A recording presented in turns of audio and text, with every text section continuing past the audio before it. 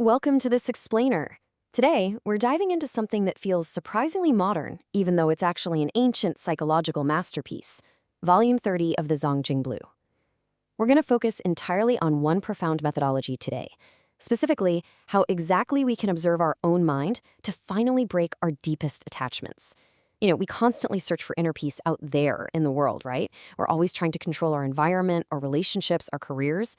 But as we'll see, this text reveals why that constant external search almost always leads to even deeper anxiety. Right out of the gate, Master Yanshu hits us with a pretty intense, no-nonsense warning. He says, if you do not ask about observing the mind, afflictions will never be extinguished. Basically, he's telling us that trying to solve our internal struggles with external actions is fundamentally flawed. Think about it. If you're anxious, stressed, or overly attached to something, and you try to fix it without first turning the spotlight inward to observe the machinery of your own mind, well, your suffering is literally never going to end. So, let's jump right into our first main idea, the trap of blind practice, or basically doing good things the entirely wrong way. The text introduces a really radical idea here. It argues that engaging in spiritual or charitable acts without actually observing your own mind is a massive trap. For example, say you're chanting texts or performing rituals, but your mind is still full of greed. You're really just seeking worldly wealth. You aren't escaping anything. Or consider charity. If you give to others but secretly crave fame or, a return favor, you aren't freeing yourself. You're actually binding yourself to those people. The text even jokes that you're destined to become a beast of burden, like a camel or a donkey, just to repay those karmic debts. Even sitting in meditation without observing the true nature of your mind is dismissed as just blind Zen. Doing the right things with an unexamined mind, you're honestly just building yourself a prettier prison. Okay, so this requires a massive paradigm shift. When we rely on external seeking, meaning we're acting driven by our ego, it inevitably leads to arrogance, fatigue, and a whole lot of suffering. Why? Because we're totally exhausting ourselves trying to manipulate the world around us. True liberation only comes from internal observation. By staying mindful of the fleeting, temporary nature of our actions, we stop attaching to the outcome. We just observe. And that right there is the absolute core of breaking our obsessions. Moving on to Section 2, the 36 questions on observing the mind. This is all about piercing the illusion. So how do we practically observe the mind? Well, the text gives us this rapid-fire interrogation of the self through 36 specific questions. And here's one of the most piercing ones. Where do afflictions come from? I want you to ask yourself this right now. Think about your daily stress, your anger, your current obsessions. Do they come from your boss, your partner, the economy? The text challenges us to look directly into our own mental mirror. The affliction doesn't actually come from the outside world. It comes entirely from how your mind is rigidly reacting to the outside world. And here is another profound question. What is the true nature of the Pure Land? Or, to put it in modern terms, what is the true nature of a perfect, peaceful life? We so often think it's a physical place we can travel to, or maybe a financial milestone we can finally reach. But by questioning the mind, we realize that ultimate peace isn't a geography. It's a clear, unattached state of mind that you uncover right where you are sitting right now. Which brings us to Section 3. We have to stop seeking externally, beautifully illustrated by the metaphor of the crows. To really understand why external worship fails, we have to look at this metaphor of the white and black crows.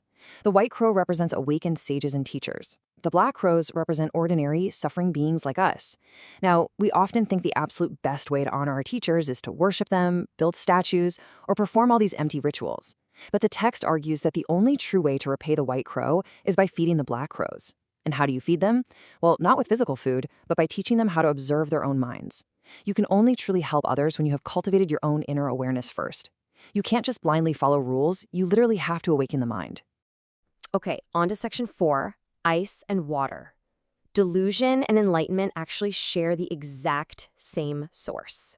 This brings us to, honestly, one of the most comforting visual metaphors regarding our chaotic thoughts. Think about the difference between ice and water. Ice is solid, it's rigid, and honestly, it hurts if it hits you, right? This perfectly represents our stubborn attachments and delusions. Water, on the other hand, is fluid, formless, and life-giving, which represents enlightenment and liberation. But here is the real secret. If you want to seek water, you should look to the ice. What an incredible quote. The text explains that ice is originally just crystallized water.